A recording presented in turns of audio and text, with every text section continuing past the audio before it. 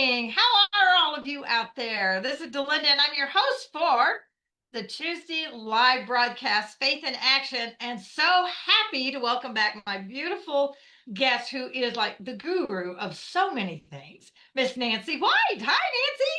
Hey, Delinda. And the only reason I'm a guru is because I've lived long enough to experience a lot. Well, there is something about the longer we live, the more we experience, right? Absolutely. Oh, I love that. I love that. So, all of you, welcome. As I always love to point out the fact that, I know you have so many choices. You could be doing so many things right now, whether you're watching us live or later in the week, whenever that is. But I appreciate and just love the fact that you choose to spend time with us. So, thank you very much. And our topic today, as you saw on the notice, is about fasting. And I think it's a mystery to a lot of people. Like, what is a fast? What do you do at a fast? Do you have to suffer? So like, what's it all about, Nancy? Fill us in. Well, Delinda, there's a lot of different kinds of fasting. And, I think people think about, oh, I'm just going to have to go through starvation, like being in the desert with, a horse with no name, but we're just having water. But anyway, but no, but there is a lot of different kinds of fasting, and there's a lot of different reasons to fast. And I think some of the things that we need to do, it doesn't matter what kind of fast it is, you have to do some preparation. And so if it's like for a spiritual fast, you may even fast from television or technology or whatever it is. But a spiritual fast can involve a lot of good things, and it has amazing benefits. And then there is that combination when we decide that we're going to fast from certain foods or just go on like a juice or a liquid fast. Um, and I think a lot of times people are always have different reasons. Some of it's for health reasons. Some of it is for they're going through a grieving process and they want to draw closer to the Lord. So I think fasting in essence is, doing without something, you fill in the blank, for, and you fill in the reason, but then again, you need to do some preparation. For example, I've done a lot of intermittent fasting over the last decades. And so in your mind, you're going to say, okay, you're going to get things prepared. So, for example, when I would choose to do some fasting and I was still raising my children and feeding my family, you know, there was times that you have to prepare for other people during your fast and you have to acknowledge that. And so thinking about what's coming up, if you're going to be on liquids, then you prepare whether, bone broths, juices, whatever it is. I think it's good for people, especially if they've got some health challenges, to gradually go into, whether it's a 24-hour fast or, intermittent fasting where you don't eat, for 12 to 24 hours. Those all have incredible physical benefits, but they can have mental and emotional benefits too. So, as far as fasting, Delinda, I think preparing is really important. And, if it's a spiritual fast, the time that you would normally be doing eating or technology or shopping, whatever your fast is, you put that reason to it, then that's time that you're going to allocate to draw closer to the Lord, to hear his voice. And that's one of the great benefits of spiritual fasting also is that time again to release so you can receive and you can hear and have more clarity. And it's been pretty amazing. And we can fast for others. We talk about intercessory prayer. Why not do some intercessory fasting on behalf of and allocate it, for somebody else's healing, somebody else's going through a struggle. So, Delinda, as far as fasting, what kind of questions do you have? Is benefits? What would you like to know, Delinda? Yeah, that is something that I have not done a lot. I've heard about it a lot, and even my doctor a year ago said what I would find the best results is if I did. I guess it's intermittent fasting.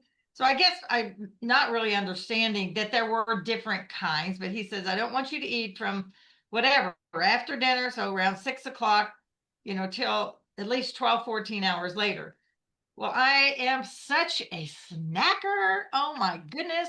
That is my downfall. I'd love to eat at night when I sit up and watch TV. Well, the Lord is curing me of that on multiple levels. Um, for several reasons, but only a few times have I done a real true. I mean, I hate to admit this, but it is the truth, and that's all we tell on this show is the truth. Is that I've only done like a real, what I would call a true spiritual fast. And the first one I remember was when I lived in Chicago, and I had a neighbor, and she invited me to her church for a Monday night service, and they asked us to start the fast then and fast until Easter morning. And the range of emotions, the range of things, and really to take that time to grow close to the Lord, to pray or get into the Word. And it really was pretty powerful, I have to say. And when I'm thinking back, I have not thought about that for years until now. And it was pretty amazing just how I felt. And it did draw me closer to the Lord, because if you set aside that additional time, and let's just face it, we all have meal times, whatever they look like in our families, right? So um, but I never really thought about or heard anybody talk about, a fast from technology or fast from other things. Fast from sugar, I just always called that I'm not eating sugar. I never thought of it being a fast, It's hard for me, but it's not as hard now. I mean, I've been pretty much off of sugar a few times in and out since whatever, almost not quite a year, about 10 months. And whereas in the beginning, I got lots of headaches and stuff, but that sort of passed as my body worked it out. So anyway, I haven't had a lot of experience with it, but I find it very interesting. And so can you tell me what happens in the body? What is the physical thing that's happening? Oh my goodness, so many things. And congratulations, first and foremost, Delinda, on, being able to eliminate and cut back on that sugar. And absolutely, it's just like some people that are, I'm not going to say addicted, but used to caffeine so much. When they stop, doing that, then they'll start having some withdrawal headaches and things. And just so I'm so grateful because you see again how addictive sugar can be, and Oh, when you start taking it out of your body. But anyway, so going through the physical part, your metabolic system just loves it. It just is resetting that metabolic system in your body. It's doing mm, so many good things for your brain chemistry. It's doing so many things for your emotions. But anyways, it really helps with some cleansing and allowing your body to get rid of, impurities and toxins. And we talk a lot about on your show too about releasing to receive. And that's what fasting and does for your physical body. As you're releasing, you're allowing your physical body to just, it's like it's like a clean engine. And so you're cleaning your engine and cleaning your parts so that they can function better. It's even been associated with increasing longevity. It's been increased with, your brain chemistry and for remembrance and just being able to think clearer and just have so many different good things about your mind. Some people, their skin clears up. Some people, and it's ironic, they have more energy because like we're just talking about your body again gets to function at a much higher level. And it's not that you are starving your body, because when you're talking about, we still need water, we still need liquids, we still need those types of things. And those are great things to even help flush out the impurities and toxins. But again, there's some delicious, great teas and different things to use. I think it's really interesting too when it has been proven how it really improves the neurological in your brain, how your brain chemistry even improves. So it is a very overall well thing to do. And it's, in the Bible, it all, if you go back and you start Googling about fasting and praying, the Lord, they told them a lot of times, fast and pray. And they can go really hand in hand. And so Mm. for your physical body, it does nothing except for rejuvenate and restore and refresh and allow your body to even function at a higher level. I love the thought of that. So I did share with Nancy a little bit earlier. So my sister, who used to be a personal trainer for like 30 years, she is always egging me on to do the next best thing that she thinks I need for my body. So she always starts them first. So she had been on a fast and she kept talking about it. And I said, leave me alone. I said, I'll decide when I can just get feisty. So after a few days of her talking about it, and I thought, okay, so I did start. I've been on about 10 days, I think, not quite 2 weeks. And we're doing, and mostly, so part of it is weight loss because that's always an issue for me. Or it has been an issue for me. I'm working on that. But the main thing is from my health standpoint, from my A1C. And as the doctor had mentioned it, I thought, oh, well, duh, I should listen to him too. Um, but he just said 12 or 14 hours. We're actually going only one meal a day. And I kept saying, Sharice, I cannot do this. I mean, I snack at night during the day. So a couple of things that I've noticed is that you're right. My brain is clearer. And Bill said to me only 2 days in, he said, boy, you've got a lot of energy. I said, I know. I'm like feeling really good. How can that be? I mean, I have a 2 hour window, kind of 5 to 7 is my eating of choice time. So he and I can, have dinner together. And so I will be honest and say during the day, so I am drinking a lot of tea, not as much water. I'm doing a lot of herbal tea. But in the middle of the day, 2, 3 o'clock is usually when I would start the snacking routine or have my lunch at that time. So there is my hardest time. Um, so I usually just get up and go get some tea, and that just kind of calms that down. But my brain focus, I mean, I have been clearer. I've had more energy. The Lord had been working on me about not watching so much TV at night, but I'd always be so tired. It's like, but Lord, I'm having a hard time starting. What do you want me to do for these 3 or 4 hours? Well, I'm back almost finished with the book. I'm creating all of these things. It's like, whoa, this is crazy. So I'm finding the benefits are there. How long I'll do on it, I don't know. And once I go get my blood work done, I'll have a better idea what that's doing. So that's a little plug. So yes, Lancy, keep talking to us. That's fantastic, Delinda. And let me share with you why you've got some more energy and those things that are going on. Because when you are fasting and you go through that time and everything is starting to burn fat, and fat, when you burn fat, creates energy. And so but you are not losing lean muscle mass. That's one of the beauties of doing fasting instead of using I'm just going to say it, GLPs and some other things too, because they have detrimental things in there that affect other organs in your body and also have long-term effects. So when you are doing your fasting and you're getting into, that fat burning mode, the fat that you're burning is giving you the energy. And so that's where your boost of energy and things come from. And during that time too, you can do a little bit of, I always love going back to YouTube for looking at different things. They've got some very gentle lymphatic exercises, releasing, the fluids in your body and doing the things in your body to help your body keep moving. I know people don't realize, your sister will know this. Your calf muscles are the only thing that pump the blood and pump the water and everything back up to your kidneys for you to be able to urinate before you go to bed too.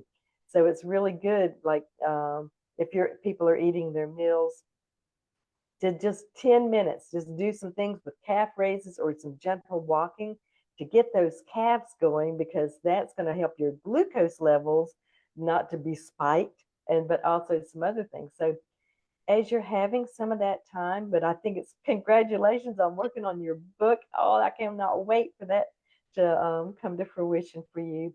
But you can do some of the gentle little things. You know, there's some Tai Chi, there's some other different gentle exercises that you can do that's even going to help you even sleep better at night. So I think it's fantastic. I think your doctor's going to be very pleasantly surprised at how you're going to go back and have the recap or the do-over.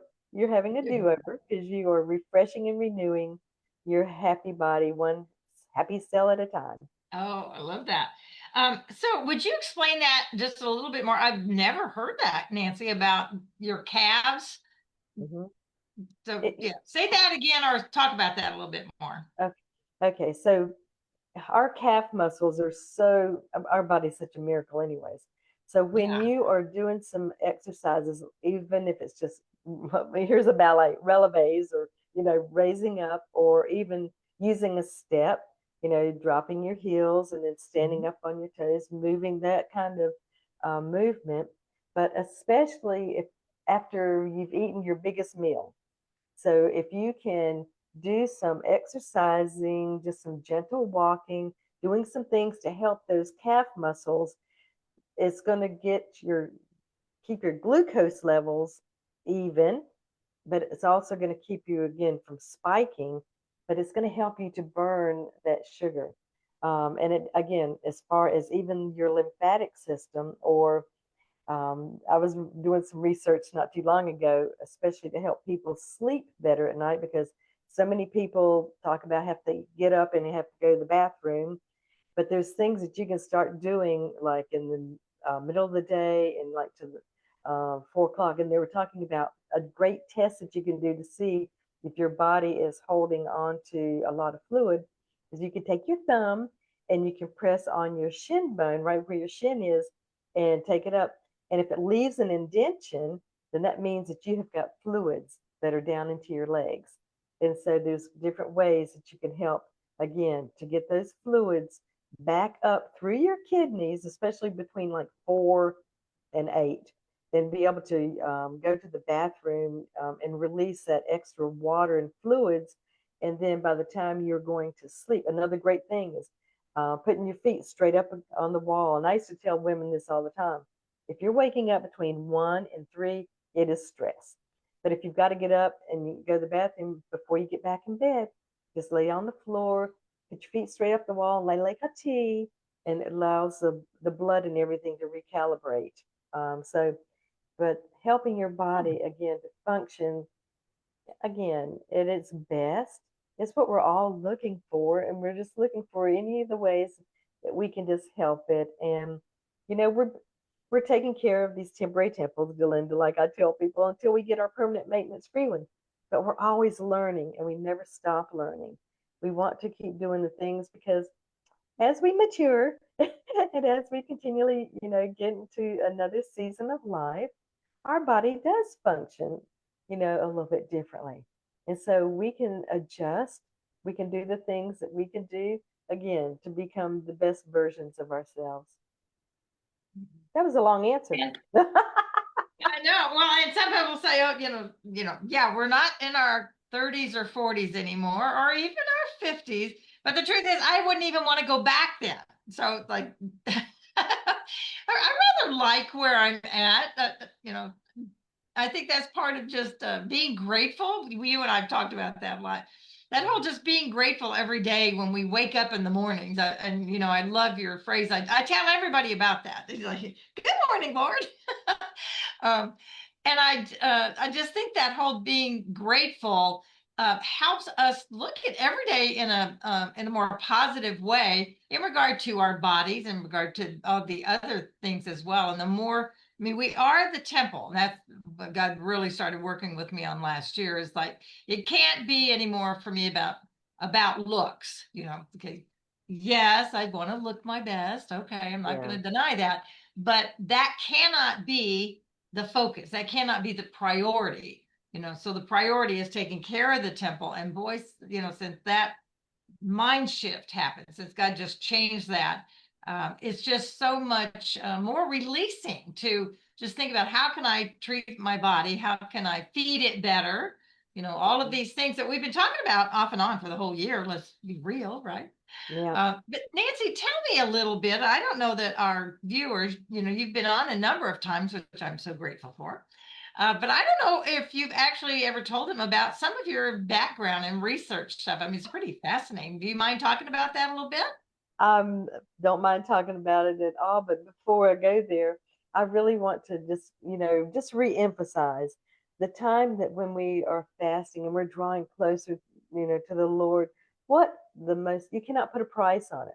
When you and I think about our time with the Lord and how precious it is, and He gives us knowledge, wisdom, understanding, and it also helps to increase discernment. Oh my gosh, in this day and time, don't we all want to have our discernment increased? Absolutely. Because we're always being bombarded, things spiritually, emotionally, physically. But I think that's one of the things that I love, drawing close, and I treasure the time that I get to have with the Lord and spend that quiet time. And Mhm. so, and I would much rather do that than eat. Believe me, just that's just me. So, anyways, okay. So going back, so I have been, I hate to say people tell people 40 years, but it's probably been close to 40 years as a researcher in natural prevention. And one of the main reasons that I got started finding out was that my father died when I was 9 of Hodgkin's, and my oldest brother John died at 22 of leukemia. In fact, he was studying to be a doctor. I was supposed to be a nurse until I found out you had to stick people with needles on it. Nope, sorry. But anyways, but he discovered his own leukemia and lived 2 years longer. So in my mind, I kept thinking, Lord, there has to be ways to be as preventative as possible.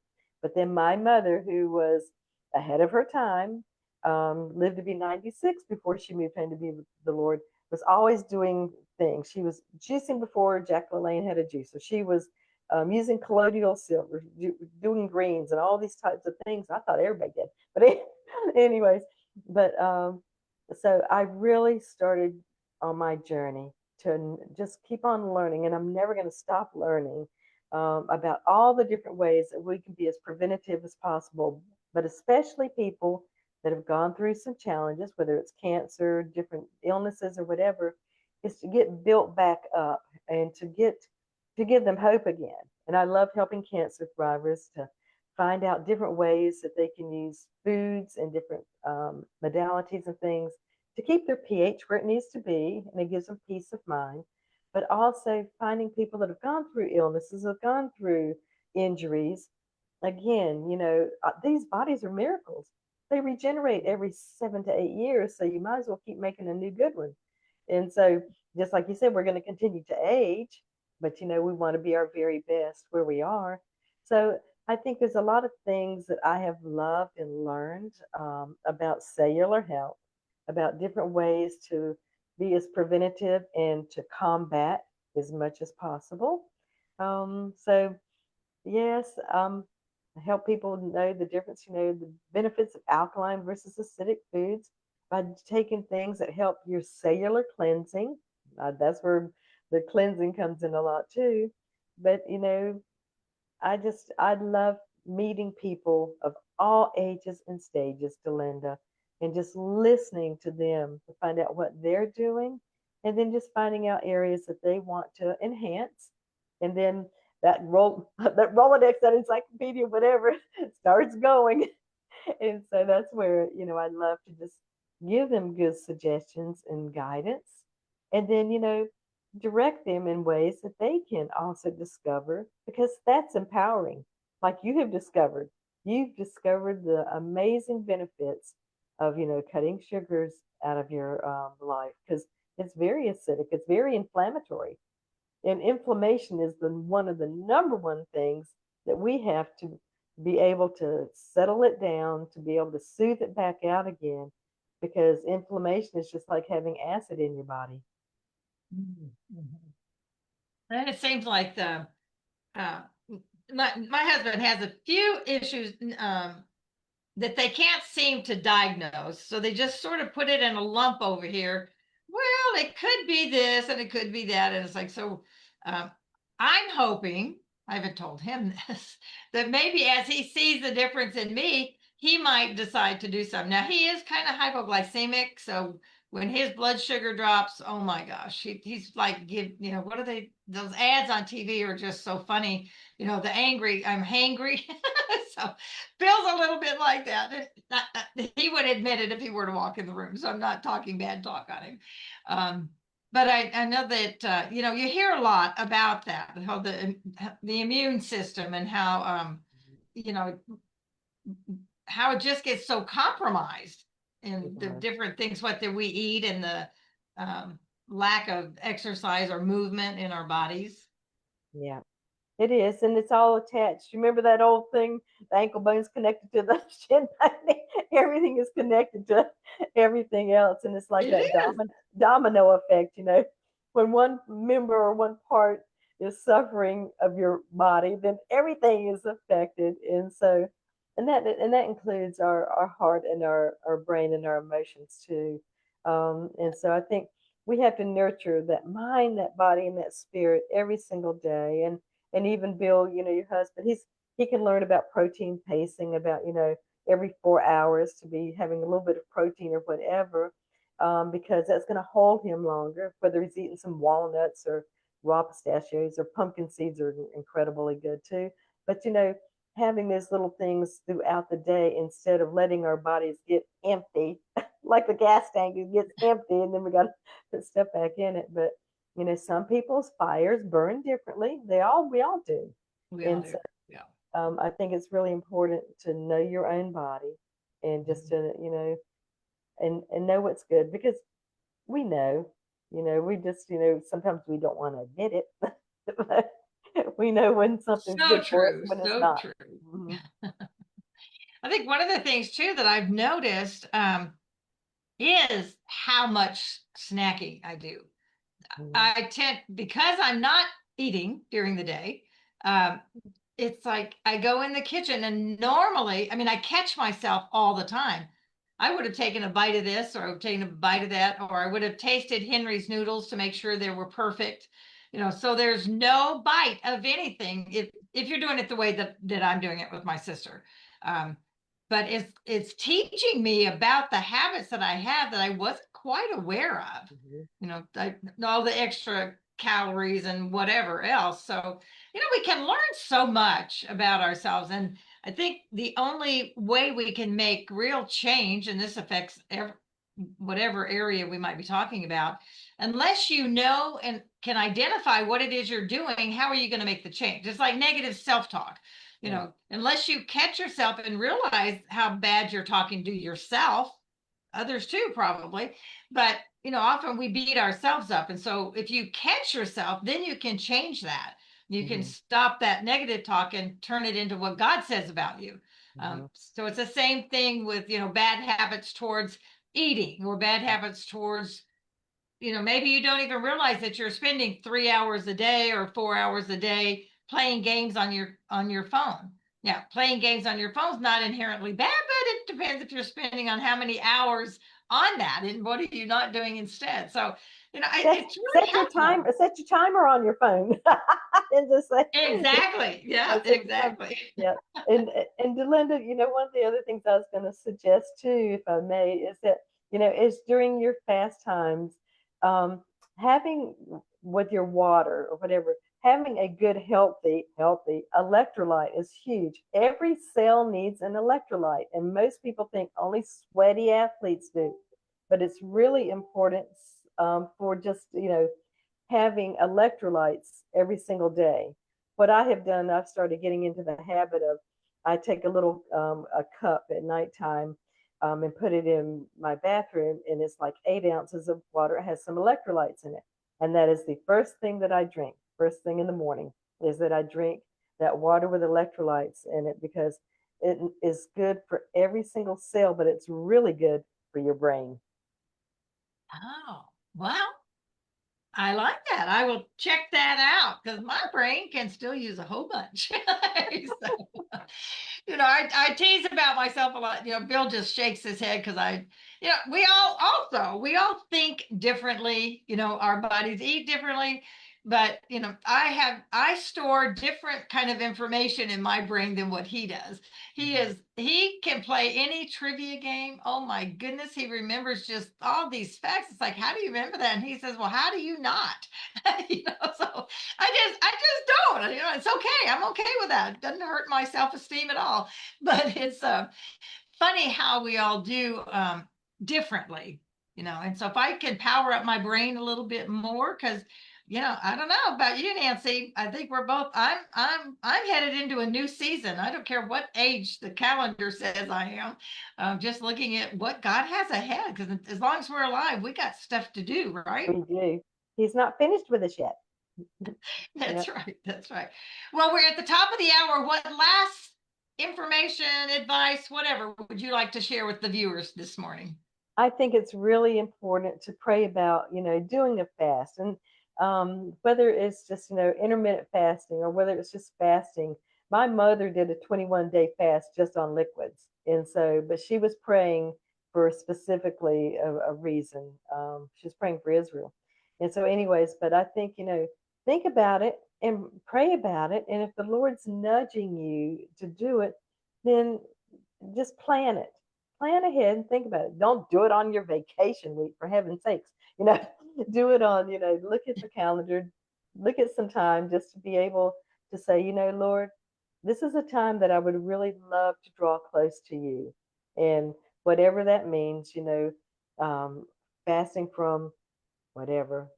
We just, like you said, if it's too much TV, you can fast that 3 hours from that TV and spend time, reaching out to somebody else that needs to have prayer, or praying for somebody else or other people. So that's what I encourage people to do. Just since we were talking about fasting, if it's something that you would like to do, then do it. I love that. Just do it, right? Mhm. So thank you, everybody. If you notice at the top of my screen, you see my website, delindalane.com/gift. I was telling you last week, it is done, it is ready, and it is waiting for you. You just go there. You're going to remember the only thing was there's no catch. There's nothing to buy. I'm not trying to sell you anything. I want to give you the gift. All I would like is for you to give me your email, and then you'll get I have to send it to you, to get a link. I need your email to do that. So you give me your email and you'll get the gift, and you'll know that my favorite thing, that my platform, my soapbox, whatever, has been about choices. I mean, that's one of the greatest gifts God gave us at creation was choice. And I just know that sometimes we don't realize the power that we have by being able to make choices. We can't control the world, but we can control our choices. And that's what this little pamphlet, it's not a full book, just a little pamphlet, booklet, whatever you want to call it, that talks about how to, make wise decisions when you're going through hard times. So that's what it's about. All right. Love you guys. Thank you for being here. Nancy, thanks for being here. And everybody go out and make it a fabulous day, because what? It is your choice. Bye now.